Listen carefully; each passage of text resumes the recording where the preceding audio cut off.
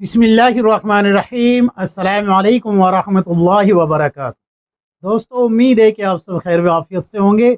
मेरे अजीज़ साथियों, बहुत सारे हजरात हैं जिन्होंने ये सवाल किया है कि मुफ्ती साहब, आपने चिल्ला 4 महीने 10 दिन 3 दिन और साल की जो तरतीब बताई है कि इस पे कोई शरई दलील नहीं है, बल्कि उलमा ने ये हिकमत से कायम की है तरतीब, और इस तरतीब से लोगों की ज़िंदगियाँ बदल जाती है। तो वाकई ही हमने ज़िंदगियाँ बदलती हुई देखी है। जो कि गुनाहों में ज़िंदगी गुजार रहे थे, उनको नेकोकार वाली ज़िंदगी गुजारते देखा है। अपने बच्चों को उनकी यानी कि फ़िक्र करते हुए देखा है। तो सवाल ये है कि जैसे ही कोई जमात बनती है 10 आदमियों की, 15 आदमियों की, चिल्ले की, 4 महीने की, 3 दिन की, 10 दिन की, तो फ़ौरन ये कहा जाता है कि जैसे सहाबा इकराम दूर तक अल्लाह के दीन को लेके पहुँचे हैं, वैसे ही हम भी अल्लाह के दीन को लेके पहुँचेंगे, यानी कि कलिमे को लेके पहुँचेंगे। तो क्या सहाबा इकराम ने ख़ास तबलीगी सफ़र भी किए हैं, या वतुजाहिदूना फ़ी सबीलिल्लाह, जिहाद वाले सफ़र को तबलीग पे क़यास किया जा रहा है? क्या है हकीकत इसकी? क्या सहाबा इकराम ने तबलीगी असफ़ार यानी सफ़र भी किए हैं? तो देखिए, आपको मैं कुछ उसूली बातें बताऊँगा। अगर आपने उन बातों को समझ लिया तो इंशाअल्लाह आपका ये मसला भी हल हो जाएगा। सबसे पहले मैं आपको अपने बारे में बता देता हूँ। मुझे एक आदत पड़ी हुई है, उसको गंदी आदत भी कह सकते हैं, कि मैं एक बात को कई कई बार रिपीट कर देता हूँ। कई कई बार रिपीट कर देता हूँ, जैसे कि अभी बोल दिया मैंने 2 बार। तो इस आदत को मेरी बर्दाश्त कर लीजिए और अल्लाह से दुआ करें कि मेरी ये आदत छूट जाए। तो आपको मैं कुछ उसूली बातें बताने जा रहा हूँ, उनको सुन लीजिए। दावत व तबलीग खाली चिल्ला 4 महीने 10 दिन 3 दिन लगाने का नाम नहीं है। ये मैं अपने पिछले तमाम वीडियोस में बता चुका हूँ कि हर वो शख्स जो मुसलमान है और वो नेकी का हुक्म कर रहा है और बुराई से रोक रहा है, फिर चाहे वो किसी भी तरीके से हो, चाहे जो है तफसीर लिखने वाले मुफस्सिर हो, तर्जमा लिखने वाले मुतरजिम हो, हदीस की शरह लिखने वाले शारे हो, या फिर जो है तर्जमान हो, यानी कि हर वो आदमी जो नेकी की तरफ बुला रहा है वो तबलीग में लगा हुआ है। बात ख़त्म हो गई, ठीक है ना? कोई दायरा मुकर्रर नहीं है तबलीग का। अब ये जो सवाल आया है कि सहाबा इकराम ने क्या तबलीगी सफ़र भी किए हैं, तो आप जो है किताब उठाए हिकायत सहाबा, उसमें आपको तमाम दलाइल मिल जाएंगे। रसूलुल्लाह सल्लल्लाहु अलैहि वसल्लम उस वक्त तक हिजरत नहीं फरमाए थे, मक्का मुकर्रमा में ही थे।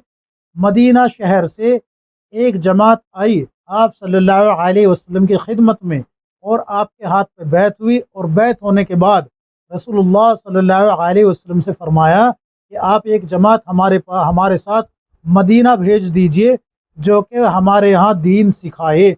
आप सल्लल्लाहु अलैहि वसल्लम ने एक जमात भेजी जिसमें एक साहबी का लक़ब मुकरी भी पड़ा, यानी कि कारी भी पड़ा और उस्ताद भी पड़ा, पढ़ाने वाला भी पड़ा। आप जो है हिकायत सहाबा खोल के देखेंगे तो आपको मिल जाएगी। तो एक दलील तो ये हो गई कि सहाबा इकराम ने तबलीगी सफ़र भी किए है। अब यहाँ आप ये बात कह सकते हैं कि भाई वहाँ से जो हिजरत करके सहाबा इकराम, ये जमात जो आई थी, यानी कि इन्होंने जो हिजरत की थी मदीना वालों के साथ, तो ये तो यहीं की होकर रह गई। इनका तो यहीं का ठिकाना बन गया ना, इनको तो नेशनलिटी यहीं की मिल गई। तो ख़ास इस तरीके से कोई सफ़र भी हुआ है कि अल्लाह के रास्ते में गए तबलीग के लिए, और फिर जैसे जमात वापस आ जाती है चिल्ला लगा के, 4 महीने लगा के, ऐसे वापस आए हो? तो क्या है इसकी हकीकत? तो ये भी मैं आप हज़रात के सामने पेश कर देता हूँ। 4 सहाबी का नाम मैं आप हज़रात के सामने पेश करूँगा। उस वाक़ये में 4 सहाबी का ज़िक्र आया है, जबकि 10 सहाबी जो है उस जमात को लेके जा रहे हैं, यानी कि 10 सहाबी की जमात है, और एक मकाम पे 70 सहाबा की जमात का ज़िक्र आएगा, वो भी मैं आप हज़रात के सामने पेश करूँगा। और ये वतुजाहिदूना फ़ी सबीलिल्लाह, अल्लाह के रास्ते में जिहाद के लिए नहीं जा रहे थे, बल्कि सिर्फ़ और सिर्फ तबलीग के लिए जा रहे थे। आपको मैं वाक़या पढ़ के सुनाता हूँ थोड़ा सा, जिससे कि आपको आगे की पूरी बात समझ में आ जाए। उहुद की लड़ाई में जो काफिर मारे गए थे, उनके अजीज़ों में इंतकाम का जोश जोर पर था। सुलाफा ने जिसके 2 बेटे इस लड़ाई में मारे गए थे, मन्नत मानी थी कि अगर आसिम रदी अल्लाह अन्हु का सर, जिन्होंने उसके बेटों को कत्ल किया था, यानी कि हज़रत आसिम रदी अल्लाह अन्हु ने सुलाफा के 2 बेटों को कत्ल किया था, तो सुलाफा ने ये منت مانی تھی کہ اگر عاصم رضی اللہ عنہ کا سر ہاتھ آ جائے تو اس کی کھوپڑی میں شراب پیوں گی، یعنی کہ وہ کہہ رہی ہے کہ میں شراب پیوں گی۔ تو اس کے لیے باقاعدہ انہوں نے اعلان کیا تھا کہ جو حضرت عاصم رضی اللہ عنہ کا سر لے کے آئے گا تو اس کو 100 اونٹ انعام دوں گی۔ تو سفیان بن خالد نے جو ہے یہ جرأت کی اور اس لالچ نے اس کو عاصم رضی اللہ عنہ کا سر لانے پہ ابھارا، کیونکہ وہ خود تو جا نہیں سکتا تھا، کہ سب کو معلوم تھا کہ یہ کافر ہے اور یہ جو ہے مکہ کا باشندہ ہے۔ تو اس نے کیا کیا کہ ازل وقارہ کے چند آدمیوں کو، ازل وقارہ ایک قبیلہ ہے، اس کے چند آدمیوں کو مدینہ منورہ بھیجا اور ان لوگوں نے اپنے کو مسلمان ظاہر کیا۔ جب مسلمان ظاہر کیا تو حضور اقدس صلی اللہ علیہ وسلم سے انہوں نے کہا کہ تعلیم و تبلیغ کے لیے اپنے ساتھ ہم چند صحابہ اکرام کو لے جانا چاہتے ہیں، آپ بھیج دیجئے، اور یہ کہا کہ ساتھ میں عاصم رضی اللہ عنہ کو بھیج دیجئے کہ ان کا آواز بڑا اچھا ہوتا ہے اور پسند کیا جاتا ہے۔ تو آپ صلی اللہ علیہ وسلم نے 10 صحابہ اکرام کو منتخب کیا، جماعت بنائی اور ان کو جو ہے ان لوگوں کے ساتھ روانہ کر دیا۔ اس جماعت کو راستے میں جا کے ان لوگوں نے بدعہدی کی اور اپنے ساتھ 200 اور دشمنوں کو، دشمنان اسلام کو بلایا، جمع کر لیا اور یہاں ان کو جو ہے ان کے ساتھ بدعہدی کی۔ بدعہدی کرنے کے بعد جو ہے یہاں پر جنگ شروع ہوئی۔ جب جنگ شروع ہوئی تو تمام صحابہ جو ہے ان میں سے 6 تو جو ہے شہید کر دیے گئے اسی وقت، 4 صحابہ رہ گئے۔ 4 میں سے پھر نمبر آیا حضرت عاصم رضی اللہ عنہ کا، تو عاصم رضی اللہ عنہ کو بھی شہید کر دیا گیا۔ لیکن عاصم رضی اللہ عنہ نے شہید ہونے سے پہلے اللہ تبارک و تعالیٰ سے 2 دعا کی۔ ایک تو یہ کہ یا اللہ ہمارا حال رسول اللہ صلی اللہ علیہ وسلم تک پہنچا دے، چنانچہ آپ صلی اللہ علیہ وسلم کو یہ حال پہنچا دیا گیا، اللہ کی طرف سے علم ہو گیا۔ اور دوسری دعا حضرت عاصم رضی اللہ عنہ نے یہ کی کہ اللہ میرا سر تیرے راستے میں کاٹا جا رہا ہے، اور سلافہ نے اس سر میں جو ہے میری کھوپڑی میں شراب پینے کی منت مانی ہے، اے اللہ تو میرے سر کی حفاظت کرنا، کیوں؟ اس لیے کہ یہ تیرے راستے میں کاٹا جا رہا ہے۔ تو مدھو مکھیوں کا ایک گول آیا اور حضرت عاصم رضی اللہ عنہ کی لاش کو چاروں طرف سے گھیر لیا۔ تو یہ جو مشرکین تھے انہوں نے سمجھا کہ بھئی رات کو یہ مکھیاں اڑ جائے گی تو ہم جو ہے حضرت عاصم رضی اللہ عنہ کا سر کاٹ لیں گے۔ لیکن پھر ایک بارش آئی اور حضرت عاصم رضی اللہ عنہ کی لاش کو بہا کے لے گئی۔ تو یہ تو ہو گیا وہ واقعہ۔ اب اس میں جو ہے 3 صحابی بچتے ہیں، عبداللہ بن طارق رضی اللہ عنہ اور زید بن دسنہ رضی اللہ عنہ، اور تیسرے ہے حضرت خبیب رضی اللہ عنہ۔ تو عبداللہ بن طارق رضی اللہ عنہ جو ہے کہنے لگے کہ جیسے میرے یہ باقی ساتھی شہید ہوئے ہیں میں بھی شہید ہونا ہی پسند کروں گا، لہٰذا میں قید ہو کے جانا تمہارے ساتھ پسند نہیں کرتا۔ تو جب اس نے یعنی کہ حضرت عبداللہ بن طارق رضی اللہ عنہ نے جانے سے منع کر دیا تو انہوں نے جو ہے گھسیٹا بھی حضرت عبداللہ بن طارق رضی اللہ عنہ کو، تو وہ کھس کے نہیں، تو ان مشرکینوں نے حضرت عبداللہ بن طارق رضی اللہ عنہ کو بھی شہید کر دیا۔ اب بچے یہ 2 صحابی، حضرت خبیب رضی اللہ عنہ اور زید بن دسنہ، ان دونوں کو مکہ مکرمہ میں لے جایا گیا اور ان دونوں کو شہید کر دیا گیا۔ وہاں پر یہ طویل واقعہ ہے، اگر میں اسی پہ جو ہے بات کرتا رہا تو بڑا واقعہ ہو جائے گا۔ تو یہاں پر بات کیا آئی ہے؟ یہاں پر آئی ہے یہ جو مشرکین مکہ آئے تھے یہ کس لیے آئے تھے؟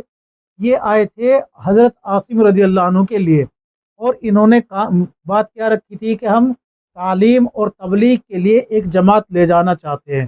تو یہ جو جماعت تھی تبلیغی سفر پہ تھی، یہ جماعت جس کو شہید کیا گیا ہے مکمل کو، یہ تبلیغی سفر پر تھی۔ یاد رکھے قتال کے لیے نہیں نکلی تھی، جہاد کے لیے نہیں نکلی تھی، صرف اور صرف تبلیغی سفر پہ نکلی تھی۔ ایک دلیل ہو گئی۔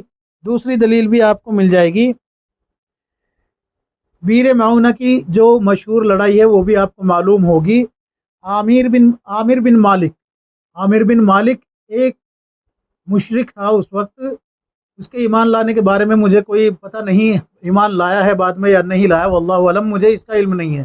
لیکن یہ شخص جو ہے مدینہ منورہ میں آیا اور رسول اللہ صلی اللہ علیہ وسلم سے کہا کہ آپ جو ہے ایک جماعت میرے ساتھ میرے عہد میں بھیج دیجئے، میں جو ہے اپنی ضمانت میں لے کے جاتا ہوں کہ آپ کی جماعت کو کوئی کچھ نہیں کہے گا، میرے ساتھ ایک جماعت بھیج دیجئے جو میری قوم میں جا کے دین کی دعوت دے، حالانکہ اس نے خود اسلام قبول نہیں کیا تھا۔ تو رسول اللہ صلی اللہ علیہ وسلم نے خدشہ بھی پیش کیا کہ ایسا نہ ہو کہ بھئی میری جماعت کو جو ہے، میرے صحابہ اکرام کو کچھ نقصان پہنچے، لیکن پھر بھی جو ہے اس نے اپنی ضمانت دی، تو آپ صلی اللہ علیہ وسلم نے 70 صحابہ کی ایک جماعت کو ان کے ساتھ روانہ کر دیا، اس آدمی کے ساتھ روانہ کر دیا، عامر بن مالک کے ساتھ روانہ کر دیا۔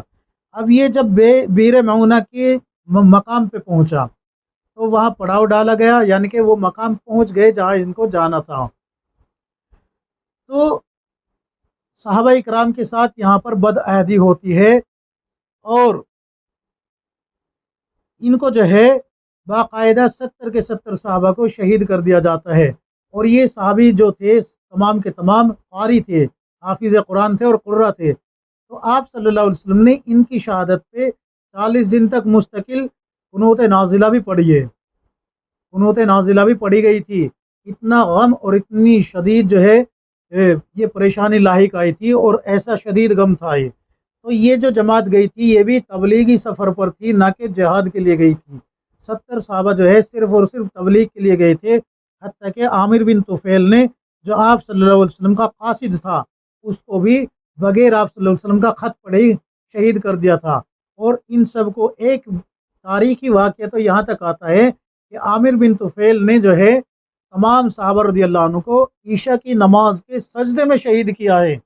ایک مقام پہ تو تاریخی روایت میں یہ بھی آتا ہے، لیکن بات یہ ہے کہ یہ جماعت اللہ کے راستے میں جو شہید ہوئی ہے یہ جہاد کرنے کے لیے نہیں گئی تھی بلکہ تبلیغی سفر پر تھی، اور عامر بن مالک اس کو تبلیغ کے لیے ہی لے کے جا رہا تھا، نہ کہ جہاد کے لیے۔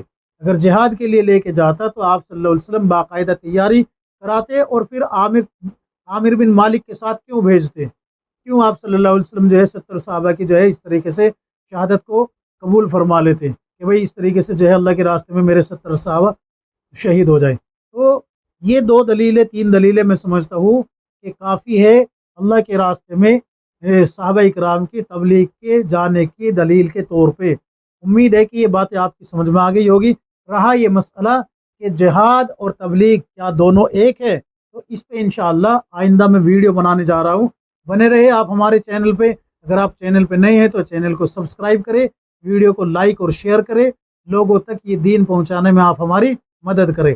اللہ تبارک و تعالی ہم سب کو کتاب و سنت کے مطابق زندگی گزارنے کی توفیق عطا فرمائے، آمین یا رب العالمین۔